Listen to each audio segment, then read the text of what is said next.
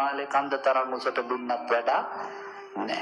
එතකොට අවංකවම කියන්න අතහැරලා නැත්තෙම කොයි જાතියයිද? මන් දකින විදියට නම් කතෝලිකයොත් අතහැරලා, මුස්ලිම් මිනිස්සුත් අතහැරලා, හින්දු මිනිස්සුත් උන් කවදාවත් දීපු එකක් ගැන කියවන්නේ නෑනේ. අතහැරීමම දානයයි කියපු ආගමේ උන් තමයි අතහැරලම නැත්තේ.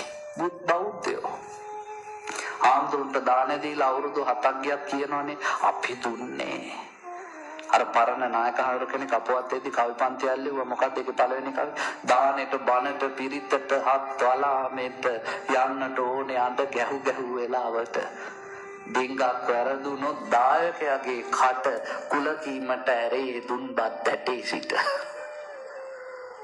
ඔයත් ලස්සන්ට දාන දෙන උඩින් පුඩින් අටලප්පන් එක එක පාට ඒවා අපිත් වලදලා එනවා. පහුවෙන්ද උදේට වැසිකිළියේදී ජර බර ගාලා එළියට යනවා. අපි අල්ලන් ඉන්නේ නැහැ. දායකගේ අවුරුදු 7කට පස්සේ කියන අපෙන් කාලා අපිටම කෙලියනේ පරයා.